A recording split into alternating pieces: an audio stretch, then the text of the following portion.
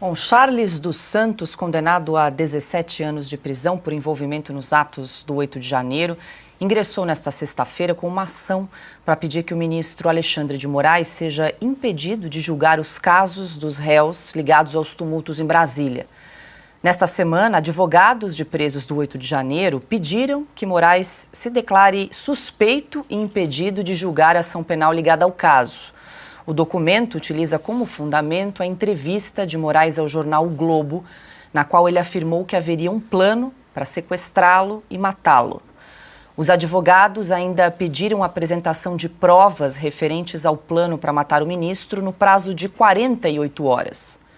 Como não houve manifestação por parte de Alexandre de Moraes, o advogado de Charles dos Santos ingressou com as arguições de suspeição e impedimento de Alexandre de Moraes, que foram dirigidas ao presidente do Supremo, Luiz Roberto Barroso. Alexandre, quero te ouvir. Nós comentamos aqui nesta semana esses pedidos que foram feitos por alguns advogados de presos do 8 de janeiro pedindo a suspeição e o impedimento de Alexandre de Moraes como relator desses inquéritos do 8 de janeiro. Além disso, eles pediram para que o ministro apresentasse provas do plano para sequestrá-lo e matá-lo. Pediram aí em 48 horas que ele apresentasse essas provas.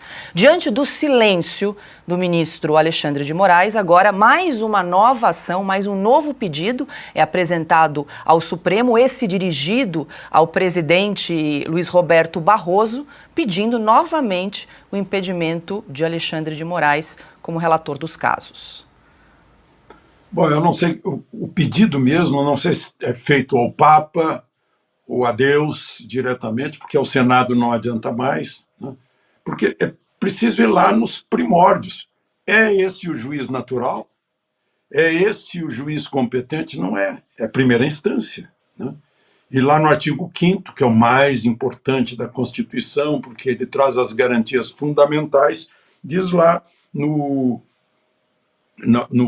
inciso 37, não haverá juízo ou tribunal de exceção, né? Além disso, naquela entrevista do ministro Alexandre de Moraes, que preside o inquérito, que faz tudo, né?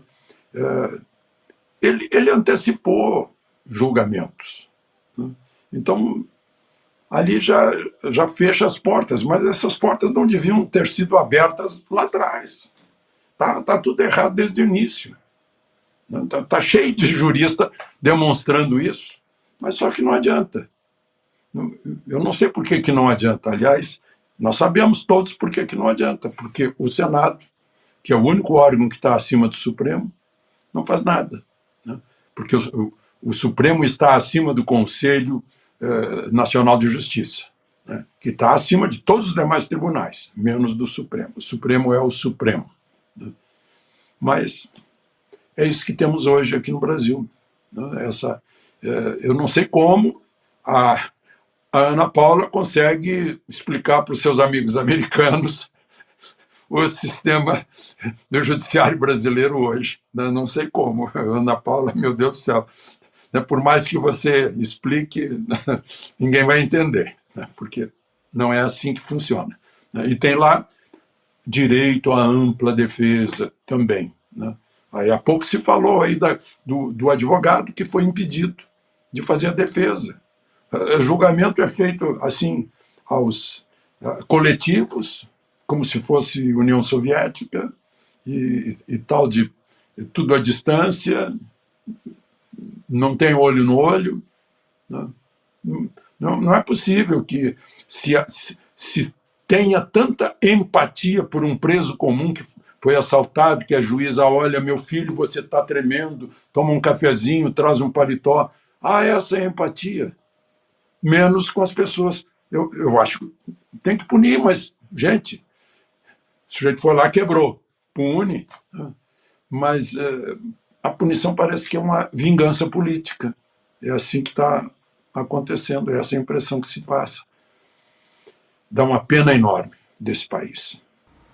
Ana, eu quero te ouvir e aproveito para trazer aqui nesse pedido que foi apresentado por um dos advogados aí de um dos presos do 8 de janeiro, que inclusive foi condenado a 17 anos de prisão.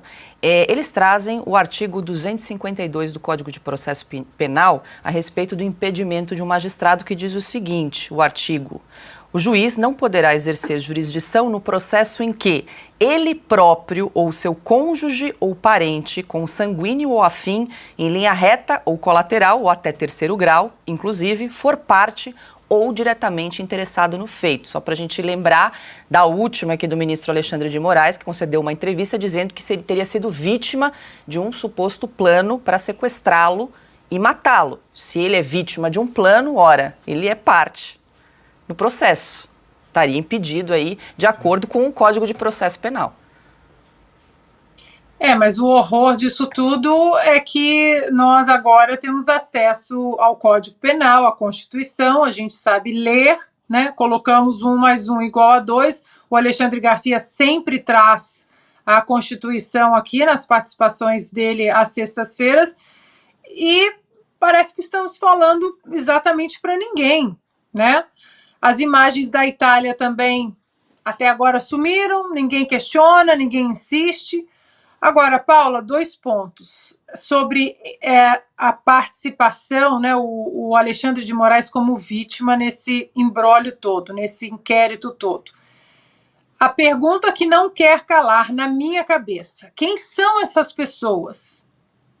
Quem são essas pessoas? Essas pessoas estão presas? Porque, olha, se essas pessoas não estiverem presas dentro das centenas e centenas de presos do 8 de janeiro, nós temos que ter medo, Paula. Essas pessoas, elas têm outros planos de enforcar outros políticos, outros ministros.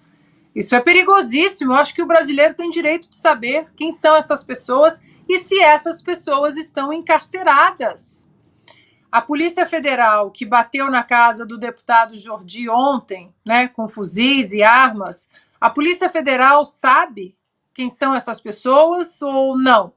Ou os terroristas aí, no caso, são só os do 8 de janeiro, deputados supostamente envolvidos? A pergunta também é para a Polícia Federal, porque nós temos direito de saber quem são essas pessoas. Porque, olha, enforcar, um plano para enforcar um ministro da mais alta corte no Brasil, isso é terrorismo, Paula. O Brasil tem o direito de saber quem são essas pessoas. E fecho perguntando ao Congresso: e aí?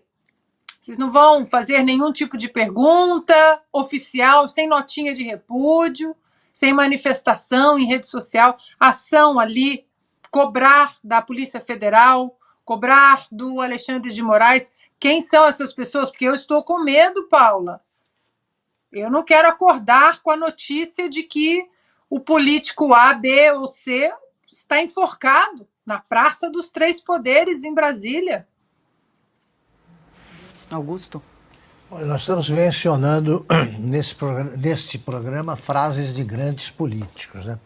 Então vale a pena repetir a frase conhecida, né?